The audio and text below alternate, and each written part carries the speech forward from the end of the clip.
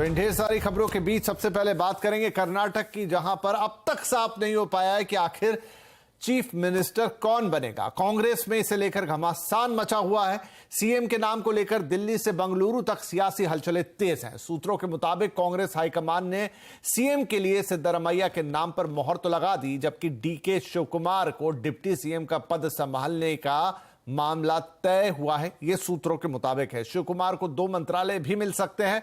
वो लोकसभा चुनाव के लिए कर्नाटक कांग्रेस के अध्यक्ष भी बने रहेंगे। 2.5 साल बाद शिवकुमार को सीएम भी बनाया जाएगा। सूत्रों के मुताबिक सोनिया गांधी ने फोन पर सिद्धरमैया से बातचीत की है और जनता से किए वादे पूरे करने के लिए कहा है। सीएम को लेकर चल रही हलचल पर और ज्यादा अपडेट के लिए हमारे साथ जुड़ गए हमारे संवाददाता रवि सिंह। तो रवि, कई तरह की यहां पर अटकलें हैं और चलिए हम रवि से बातचीत करें। उससे पहले आपको रणदीप सुरजेवाला उन्होंने क्या बयान दिया है सीएम के ऊपर ताजा, वो सुनवा देते हैं।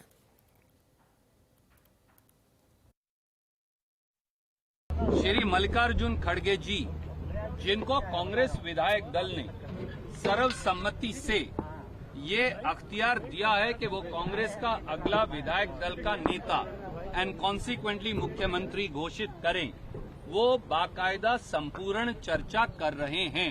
मल्लिकार्जुन खड़गे जी 2 दिन से डेलिब्रेशंस कर रहे हैं। हो सकता है आज, हो सकता है कल तक हम आपको ये निर्णय बता देंगे। वो कह रहे हैं हो सकता है आज, हो सकता है कल आपको निर्णय बता देंगे। ये एक छोटी बाइट थी, लेकिन आगे उन्होंने अपनी बातचीत में यह भी कहा कि दूसरी अफवाहों पर ध्यान मत दीजिए। रवि हमारे साथ है, हमारे संवाददाता।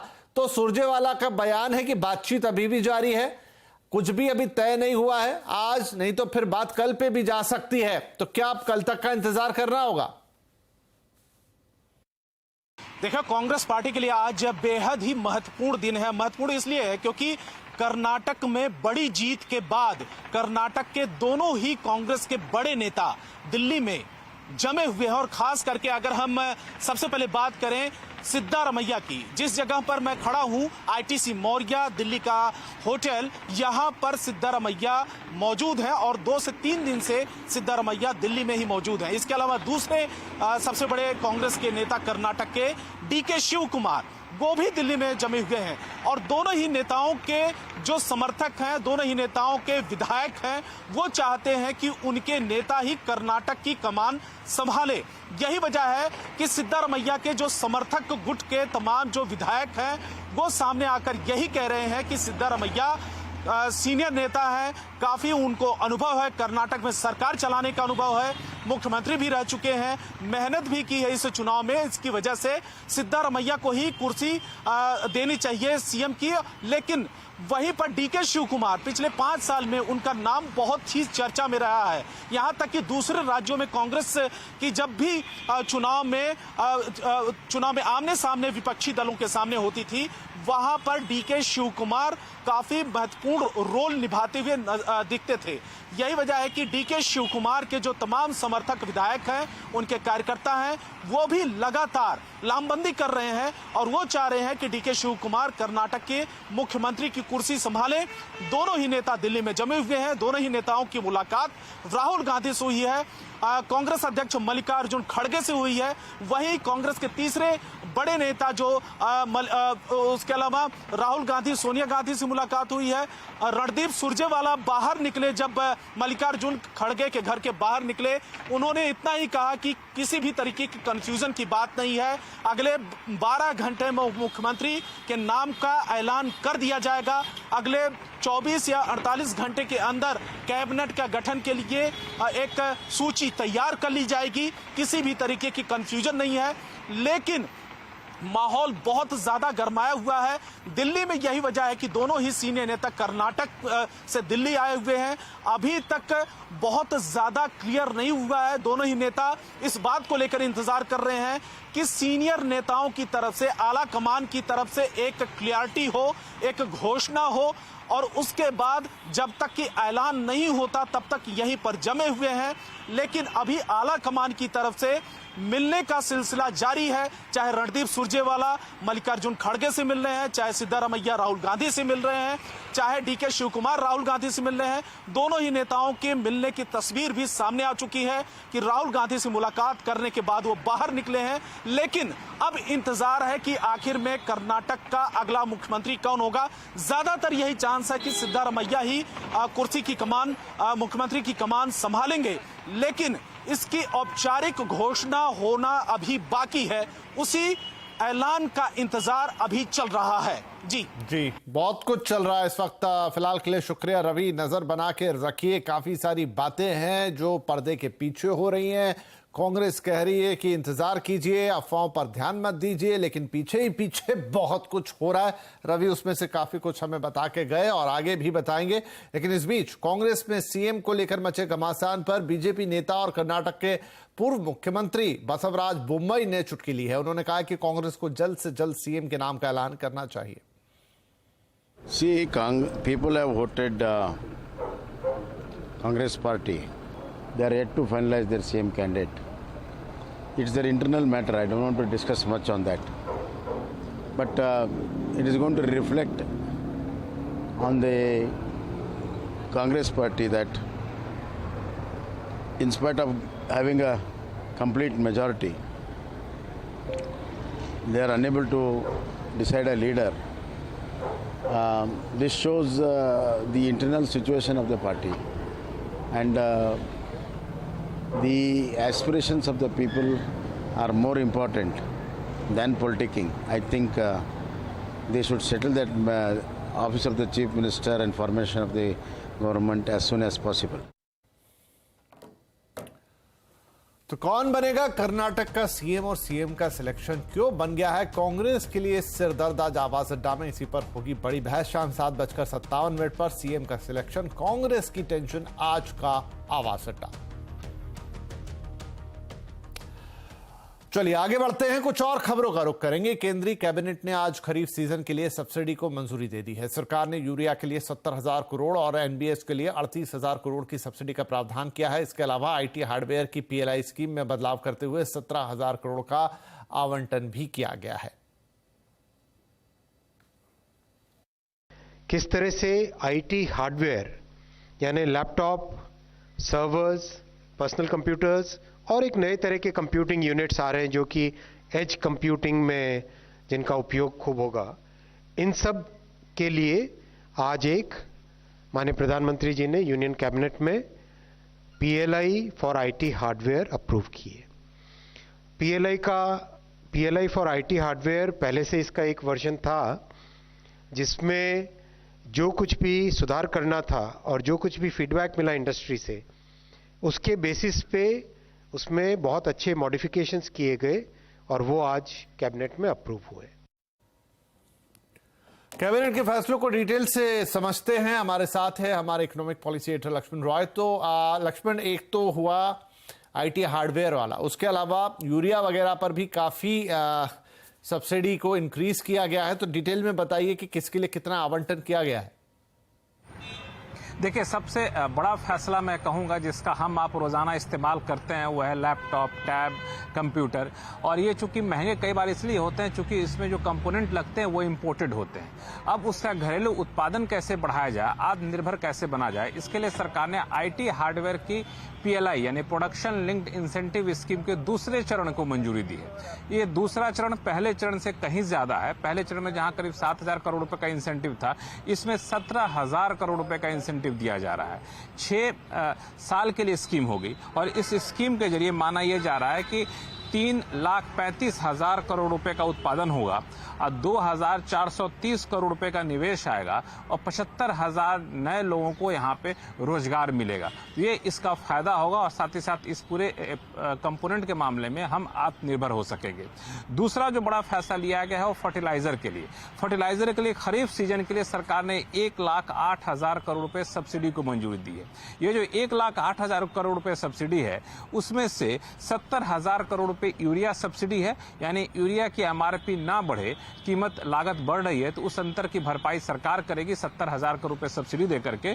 और एनबीएस यानी न्यूट्रिएंट बेस्ड सब्सिडी के तौर पर 38,000 करोड़ रुपए की सब्सिडी देगी जो कि डीएपी एमओपी फर्टिलाइजर में काम आता है। और ये जो सब्सिडी की रकम है और सब्सिडी की जो दरें तय की गई है ये दरअसल 6 महीने के लिए, 1 अप्रैल से लेकर सितंबर तक का। हालांकि पिछले सब्सिडी के दर से तुलना करें तो करीब 35% की कटौती की गई है, वो इसलिए क्योंकि कच्चे माल की कीमतें गिरी हैं।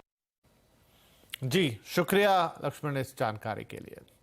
गो फर्स्ट फिर से उड़ने की तैयारी में है। हाल ही में गो फर्स्ट ने संकेत तो दिए हैं कि सीमित क्षमता के साथ कंपनी फिर से अपनी सेवा शुरू कर सकती है। ज्यादा जानकारी के लिए हमारे संवाददाता रोहन सिंह हमारे साथ है। तो रोहन, क्या संकेत दे रही है गो फर्स्ट? क्या वो फिर से उड़ान भरने की तैयारी में है? जी, गोफर्स्ट ने एक इंटरनल रोड मैप बनाया है जिसे बहुत जल्दी वो एनसीएलटी के सामने पेश करने वाली है, जिसमें कि वो अपने ऑपरेशंस को दोबारा से शुरू करने का तरीका बताएंगे, उसके लिए उसकी प्लानिंग बताएंगे। और इसमें जो खास बात है इसको सरकार के साथ भी अभी शेयर कर दिया गया है और बहुत जल्दी इसे पब्लिक डोमेन में लाया जाएगा। इसमें जो खास बात है वो ये है कि उनके पास हालांकि कुल मिला के जो 54 विमान थे उसमें से आधे विमान ग्राउंडेड हैं, लेकिन जो शुरुआत होगी वो 4 से 10 विमानों के बीच होगी। सीमित क्षमता के साथ उनके जो सबसे ज्यादा वायबल रूट्स हैं वहां से शुरू करने की वो बात कर रहे हैं खासतौर पे। और कुछ ऐसे रूट्स भी हैं जहां पे वो डिफेंस के लिए चार्टर्ड उड़ाते हैं, मसलन दिल्ली लेह या दिल्ली श्रीनगर, तो वहां से शुरुआत की जा सकती है जहां उनका एक तरह से फिक्स्ड उनका जो पहले से पैटर्न चला रहा है वो है। तो शुरुआत में ऐसे रूट्स को आइडेंटिफाई किया गया है जहां उनकी क्षमता काफी ज्यादा थी और जहां पे जो है वो 4 से 10 विमानों के बीच जिससे शुरू कर सकते हैं। दूसरी तरफ ऑपरेशनल कॉस्ट को मीट करने के लिए जो ECLGS स्कीम है सरकार की, उनका तीसरी खेप जो है वो उनको मिलनी बाकी है 200 करोड़ के लगभग की। तो स्टार्टिंग में जो ऑपरेशनल कॉस्ट है वो वहां से लेना चाहेंगे, इसकी जो है वो बात की गई है। इसके अलावा जो 23 मई तक फिलहाल जो है उन्होंने अपनी बुकिंग बंद की है, लेकिन 23 मई के बाद बुकिंग शुरू करने के लिए DGCA से अप्रोच करने वाले हैं गोफर्स्ट। और इस सरकार की तरफ से जो संकेत आ रहे हैं कि सरकार ने कहा है कि वो पूरी तरह से मदद करने को तैयार है गोफर्स्ट को। अगर वो अपनी उड़ान जो है शुरू करना चाहते हैं तो अगले 10 से 15 दिनों के अंदर एक शायद उनको दोबारा से सीमित क्षमता के साथ उड़ान शुरू करने के बारे में कोई खबर आ सकती है। चलिए ठीक है, तो यहां हो सकता है कि गो फर्स्ट एक बार फिर से उड़ान भरे। हालांकि एक लंबी प्रोसेस है और थोड़े वक्त बाद ही पता चलेगा कि क्या हुआ। लेकिन हाँ, ऐसे में ये जरूर हो सकता है कि इस खबर से बहुत सारे उन यात्रियों को अचानक से रिलीफ मिले जिन्होंने बुकिंग करा रखी थी पहले, या उनके पास आगे के टिकट हैं, लेकिन कुछ भी इसमें पक्का नहीं कहा जा सकता। तो एक ब्रेक लेंगे यहाँ पर छोटा, और ब्रेक के बाद कुछ और खबर।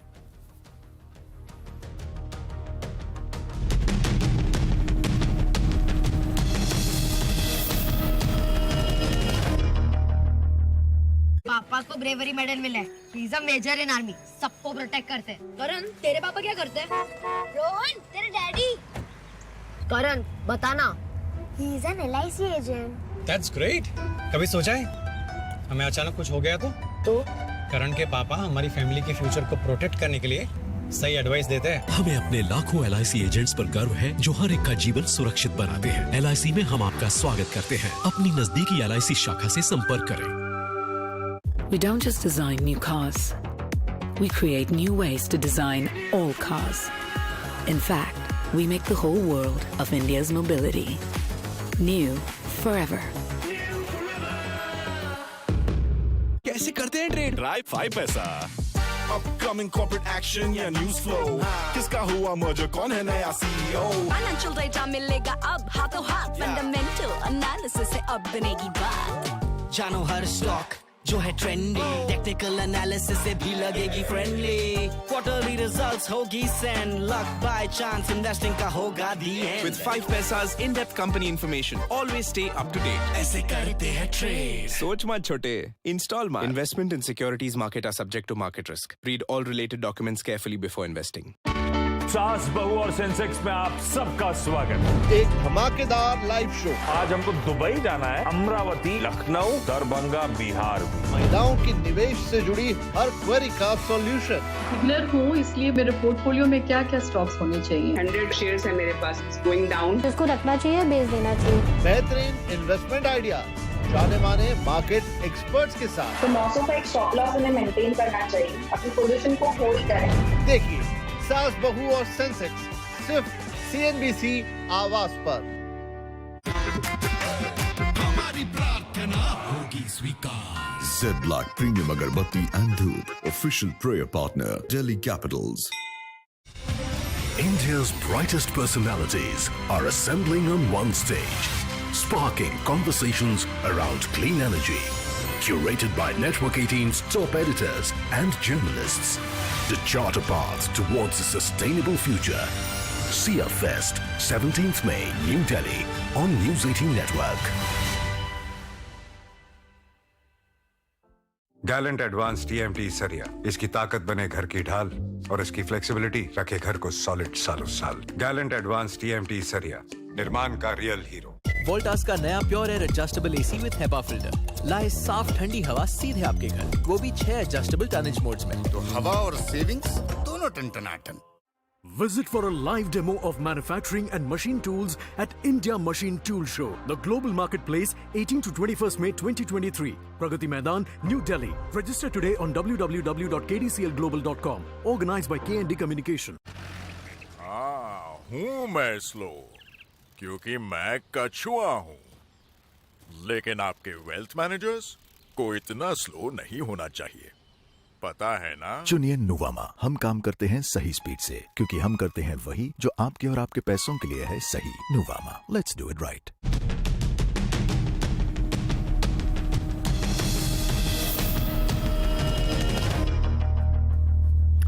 और अब बात करते हैं बाजार की। अमेरिकी डेट संकट से बाजार में एक बार फिर डर का माहौल है। इसके बाजार आज गिरावट के साथ बंद हुआ। सेंसेक्स 372 अंक गिर गया और 61,561 पर जाके टिका। वहीं निफ्टी भी 105 अंक गिरा और 18,182 पर बंद हुआ। सबसे ज्यादा बिकवाली रियल्टी, आईटी, मेटल शेयरों में रही। एनर्जी, बैंकिंग, फार्मा शेयर भी आज गिरावट पर बंद हुए। हमारे साथ है हमारे सहयोगी सुमित। तो सुमित, आज सबसे ज्यादा एक्शन कहाँ रहा? देखिए, पहले निफ्टी के टॉप गेनर्स आपकी स्क्रीन पर आएंगे, जहां पर आज हीरो मोटोकॉर्प के अंदर खरीदारी थी और करीब 1.5% की बढ़त। इंडसइंड बैंक 1.5% ऊपर। आईटीसी नंबर से पहले 1% चला और यूपीएल करीब 3/4% की बढ़त यहां देखने को मिली। गिरने वाले शेयरों में कोटक महिंद्रा बैंक करीब 2% नीचे, अपोलो हॉस्पिटल 1.5% नीचे, एसबीआई लाइफ करीब 1.5% नीचे और टीसीएस रफली 1.5% की बिकवाली यहां पर आते हुए दिखाई पड़ी। इसके अलावा मिड कैप में Endurance Tech, Jubilant Food numbers के बाद 3% चला। फोर्टिस हेल्थकेयर 2.5% ऊपर। स्कॉट्स कोबोटा आज तेजी में था, 2.5% की तेजी। गिरने वाले शेयरों में एलआईसी हाउसिंग फाइनेंस 6% नीचे, ओबरॉय रियल्टी नंबर्स के बाद प्रेशर 6% नीचे, जीएसपीएल नंबर्स के बाद 5% नीचे, देवयानी नंबर्स के बाद करीब 4% की बिकवाली यहां देखने को मिली। रियल्टी में सबसे ज्यादा टूटने वालों में Oberoi realty, Prestige estate, India bulls real estate, Mahindra life space, ये कुछ ऐसे नाम जहां पर करीब 1.5 से लेकर 6% तक का प्रेशर आज के सत्र के अंदर बनता हुआ दिखाई पड़ा। जी, बहुत शुक्रिया सुमित। कंप्लीट सर्किल के मैनेजिंग पार्टनर और सीईओ गुरमीत चड्ढा का कहना है कि पिछले 2 तिमाही में इंडियन होटल्स के रिजल्ट बेहतर रहे, इसलिए होटल स्पेस पर नजरिया पॉजिटिव है। उन्होंने आगे कहा कि वे इंडियन होटल और लेमन ट्री जैसे शेयरों पर बुलिश है। अगर आप कंपेयर करेंगे एक आउट ऑफ होम कंजम्पशन में, तो मैं होटल स्पेस पे अभी थोड़ा नियर टर्म ज्यादा कंस्ट्रक्टिव हूँ।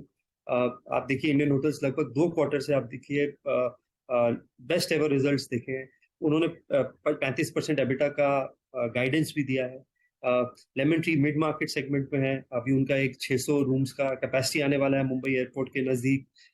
इस साल G20 है, मेंस वर्ल्ड कप है, काफी सारे इवेंट्स है और इन जनरल भी डोमेस्टिक जो टूरिज्म है वो अप है। तो ऑक्यूपेंसी भी ऊपर है और जो एवरेज रेंट है जो है उसमें भी हमने काफी बढ़ोतरी देखी है। अहमदाबाद पुलिस ने एक साथ 650 फर्जी लोन ऐप्स को ब्लॉक करवाया है। ये ऐप इंस्टेंट लोन का झांसा देकर फ्रॉड कर रहे थे। कैसे होता है ये गड़बड़ झाला, बता रहे हैं हमारे संवाददाता केतन जोशी। देखिए, इस वक्त हम अहमदाबाद साइबर क्राइम में मौजूद है और हमारे सामने ऐसे कई सारे केसेस आए कि जो इंस्टेंट लोन के बहाने उस ट्रैप में फंस गए हो। अहमदाबाद पुलिस ने, खासकर जो साइबर क्राइम डिपार्टमेंट है, उन्होंने 650 ऐसी एप्लीकेशन ब्लॉक कर दी जिनका लिंक कहीं ना कहीं चाइना के साथ भी है और लोकल ऐप भी है। अब इनकी मोडस ऑपरेंडी हम आपको समझाते हैं ताकि जो दर्शक इनको देख रहे हैं वो भी सचेत हो जाए। खासकर फेसबुक और इंस्टाग्राम पर ये लोग पहले तो अपना फर्जी ऐप है वो वहां पर स्प्रेड करते हैं, एडवर्टाइज करते हैं कि आपको बिना किसी डॉक्यूमेंट दिए लोन मिल जाएगा और वो भी तुरंत। तो कोई 5,000, 10,000, 25,000, 50,000 का लोन ले लेता है। बाद में उनको एसेस करने के जाने अनजाने में सारे राइट्स भी दे देता है ताकि उनके जो लोन धारक है उनके सारे कॉन्टैक्ट्स, उनकी फोटो गैलरी, सारे के सारे फैमिली के फोटो वो एसेस कर लेता है। बाद में जब वो पेमेंट कर देता है उसके बाद कहेंगे कि नहीं इतना लोन बाकी है, आप इसको पेमेंट करो वरना आपको हम बदनाम कर देंगे, आपकी तस्वीर को वायरल कर देंगे। और अभी हमारे सामने, जब हम इस परिसर में मौजूद है, तब हमारे सामने एक केस अभी दर्ज हुआ। एक लड़की आई जिन्होंने भी इस तरह से एक लोन लिया था, लेकिन लोन पेमेंट करने के बाद भी उनके साथ ये धोखाधड़ी की गई, उनको धमकियां दी जा रही है कि आप है ज्यादा पैसे दे दो वरना आपको बदनाम करने के, आपके फोटोग्राफ्स हमारे पास है, और बाकायदा उनके व्हाट्सएप के ऊपर वो फोटोग्राफ्स भी सेंड करते हैं। तो अहमदाबाद पुलिस ने 650 से अधिक ऐसी ऐप है वो तो पहले से आइडेंटिफाई कर ली, गृह मंत्रालय को भी भेज दी है, उसको ब्लॉक भी कर दी है, चाहे वो गूगल प्ले स्टोर में हो, एंड्रॉइड में हो, अलग अलग प्लेटफॉर्म पर है, उनको ब्लॉक कर दिया है। जी, केतन जोशी बता रहे थे कि कैसे ये फ्रॉड हो रहा है। विस्तृत में रिपोर्ट आपको पेश करेंगे अगले बुलेटिन में, लेकिन फिलहाल अगली खबर की तरफ जाते हैं। देश के 30% लोगों को इन दिनों हाई ब्लड प्रेशर की शिकायत है और इनमें से आधे लोगों को तो इसका पता भी नहीं है। तो आज है वर्ल्ड हाइपरटेंशन डे, तो आज कंज्यूमर अड्डा पर इसी पे करेंगे focus. High blood pressure silent killer 5:57 पर जरूर जुड़िएगा आज के कंज्यूमर अड्डा में। इस साल के आखिर तक देश की पहली हाइड्रोजन ट्रेन पटरी पर होगी। पहली हाइड्रोजन ट्रेन सोनीपत जिंद रूट पर चलाई जाएगी। कैसी होगी ये ट्रेन और इसका क्या फायदा होगा, देखिए दीपाली नंदा की रिपोर्ट।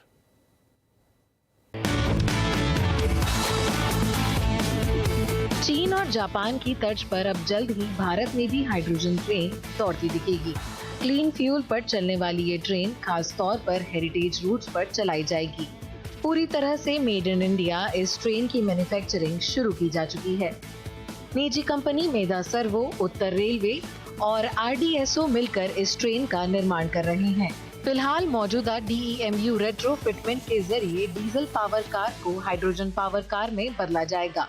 ये पूरी टेक्नोलॉजी फ्यूल सेल की मदद से चलती है, जिसके जरिए ऑक्सीजन और हाइड्रोजन मिलकर पानी बनाते हैं और इसी प्रोसेस में बिजली पैदा होती है। हाइड्रोजन ट्रेन की सबसे बड़ी खासियत ये है कि ये पूरी तरह से एनवायरनमेंट फ्रेंडली है। यही वजह है कि रेलवे की योजना है कि इन ट्रेनों को खास तौर पर हेरिटेज रूट्स पर चलाया जाए, ताकि पर्यावरण को फिलहाल जो डीजल की ट्रेनों से नुकसान हो रहा है उससे बचाया जा सके। अभी एक हाइड्रोजन ट्रेन की अनुमानित लागत करीब 50 करोड़ है। रेल मंत्रालय की ओर से दी गई जानकारी के मुताबिक हाइड्रोजन फॉर हेरिटेज प्रोजेक्ट के तहत रेलवे पहले चरण में अलग अलग हेरिटेज रूट्स पर 35 हाइड्रोजन ट्रेनें चलाएगा। इसमें मुख्य तौर पर Kangra valley, Nilgiri mountain, Darjeeling Himalayan railway शामिल है। फिलहाल देश में हाइड्रोजन की कीमत ज्यादा है, लेकिन उम्मीद है पॉपुलर मोड साबित होने पर इसकी डिमांड बढ़ेगी और ये पूरी टेक्नोलॉजी कॉस्ट इफेक्टिव साबित होगी। दीपाली नंदा, दिल्ली। बिहार में चल रहे धीरेन्द्र शास्त्री के कार्यक्रम का आज आखिरी दिन है। 13 से 17 मई तक चलने वाली इस कथा के आज 4 दिन पूरे हो चुके हैं और इस दौरान धीरेन्द्र शास्त्री के कार्यक्रम ने सारे रिकॉर्ड भी तोड़ दिए हैं। बाबा के दिव्य दरबार में हनुमान कथा सुनने के लिए रोज लाखों की भीड़ इकट्ठा हो रही है। आलम कुछ ऐसा रहा कि न सिर्फ कथा पंडालों में लोगों की भीड़ नजर आई, बल्कि बाबा जब कथा के लिए जाते तो सड़कों पर भी भक्तों की इतनी ही भीड़ पहुंचती कि उसका अंदाज लगाना भी थोड़ा मुश्किल था। हालांकि इस दौरान खूब वाद विवाद भी हुए, जहां राजनीतिक बयानबाजी भी रही। कुछ जगहों पर बाबा का विरोध भी हुआ। कुछ लोगों ने बाबा के पोस्टर पर कालिक भी पोती तो विवादास्पद बातें भी लिखी। हालांकि बाबा के समर्थकों ने इसे सनातन का अपमान बताया।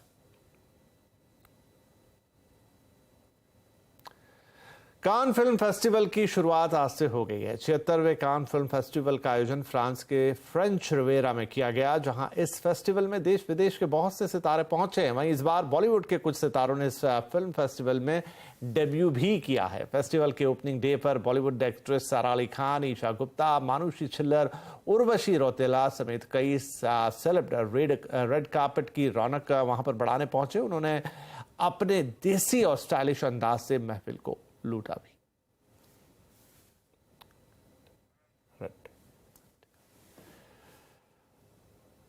कान की इन तस्वीरों के साथ ही आपसे लेते हैं इजाजत और CNBC आवाज पर खबरों का सिलसिला टीवी पे भी जारी है और आप हमारे सोशल मीडिया प्लेटफॉर्म्स पर भी बस एक क्लिक पे सारी नई खबरें और ताजा अपडेट्स ले सकते हैं। नमस्कार।